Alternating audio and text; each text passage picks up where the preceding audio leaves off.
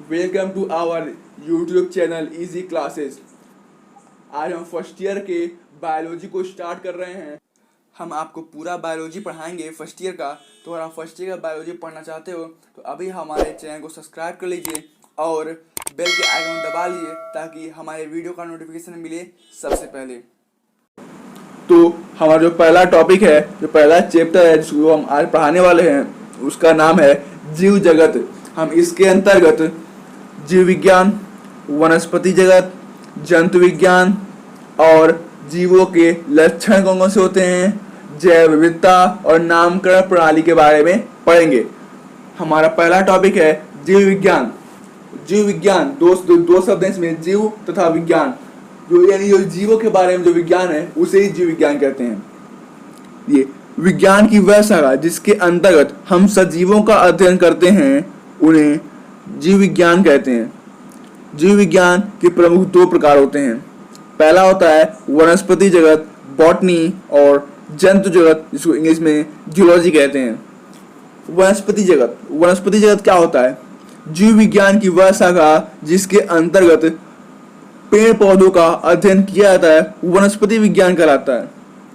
Theophrastus इसके जनक माने जाते हैं। और नेक्स्ट प्रकार है जंतु विज्ञान। जंतु विज्ञान क्या होता है? जंतु विज्ञान विज्ञान की वह शाखा है जिसके अंतर्गत हम प्राणियों का अध्ययन करते हैं, जंतु विज्ञान कहलाता है। और अरस्तु को जंतु विज्ञान का पिता माना जाता है, जनक माना जाता है। और लैमार्क ने सर्वप्रथम जीव विज्ञान शब्द का प्रयोग किया था। लैमार्क थे जिन्होंने शब्द का प्रयोग किया था, और जो अरस्तु थे वो बनाए थे, एक अध्ययन किए थे इसका सबसे पहले। ठीक है। सजीवों के प्रमुख लक्षण। सजीव को हम कैसे पहचानेंगे कि क्या सजीव है और क्या निर्जीव, तो उसके लिए कुछ पॉइंट्स को बताया गया है जिसको हम जानते हैं। इनका पहला जो पॉइंट है जिससे हम पता लगा सकते हैं कि ये सजीव है या निर्जीव, वो है सभी सजीव वृद्धि करते हैं और जीवों के भार व संख्या में वृद्धि होती है। यह वृद्धि जीवों के आंतरिक होती है। जीवों में भार व लंबाई में वृद्धि कोशिका विभाजन द्वारा होती है।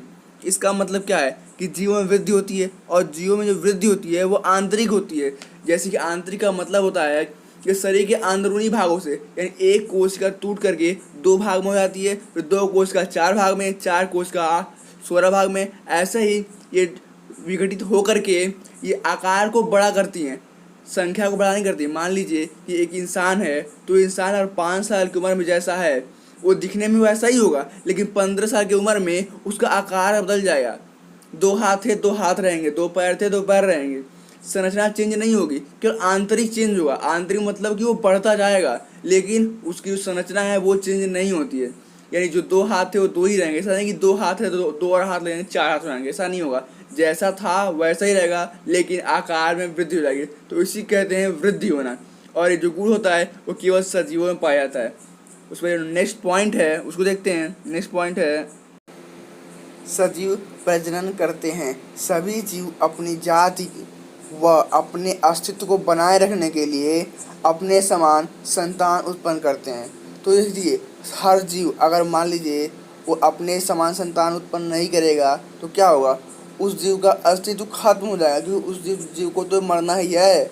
मरने के बाद उसका उस जो जीव है, उस जो प्रजाति है वो खत्म हो जाएगी। तो इसलिए वो खत्म ना हो, इसलिए अपने समान संतान उत्पन्न करते हैं। और हर जीव ये काम करता है। आप छोटा छोटा जीव अमीबा को ले लीजिए। अमीबा भी, अब अमीबा जो मात्र कोशिका होती है अमीबा की, वो 2 भागों में टूट करके 2 अमीबा को उत्पन्न करते पड़ते हैं। अपने नेक्स्ट टॉपिक पे सजीव उपापचय क्रियाएं करते हैं। ये जो सजीव होते हैं वो अनेकों उपापचय क्रियाएं करते हैं। तो सजीव हजारों की संख्या में उपापचय क्रियाएं करते हैं, जैसे पोषण, पाचक, स्वांगीकरण आदि। और जो जीव होते हैं, जो जीवों की स्पष्ट अभिलाक्षणिक गुण होता है उपापचय क्रियाएं। यानी उपापचय क्रियाएं से हम पता लगा सकते हैं ये कौन सा जीव है और बाद में इसकी बाकी डिटेल्स को हम पता कर सकते हैं। यानी जो हमारा उपापचय क्रियाएं हैं ये जीवों की बहुत ही मेन गुण होती हैं। सजीव में उत्तेजना व चेतना पाई जाती है। उत्तेजना व चेतना पाई जाती है।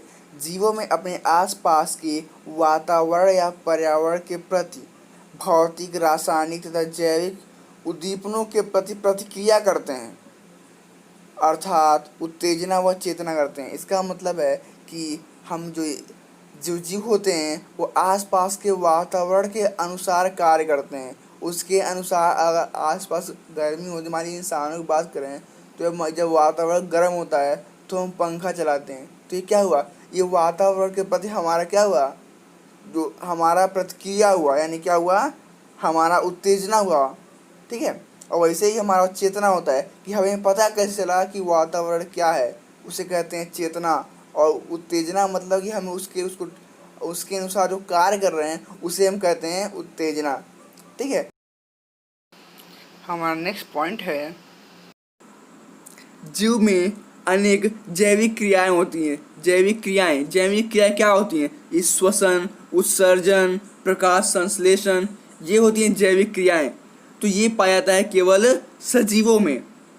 तो ये हमारा सजीव का एक मेन पॉइंट है। उसके बाद सबसे लास्ट और सबसे मेन पॉइंट, सजीवों की मृत्यु होती है।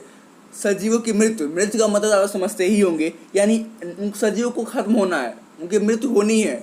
उसके एज की एक लिमिट होती है, लेकिन जो निर्जीव होते हैं उनका कोई लिमिट नहीं होता है। तो ये था हमारा विशेषताएं सजीवों की। यही था हमारा आज का वीडियो। और इस वीडियो के बचे हुए टॉपिक्स को हम नेक्स्ट वीडियो में कवर कर लेंगे। और आप लोगों को बताना चाहूँगा कि अगर आप लोगों को वीडियो अच्छा लगा हो तो लाइक कीजिएगा, और आप चैनल पे नए हो तो सब्सक्राइब कीजिएगा, और एक कमेंट ज़रूर कीजिएगा कि आप लोगों को कौन सा सबसे अच्छा लगा और क्या कमी रह गई जो कि इस वीडियो में और होनी चाहिए थी।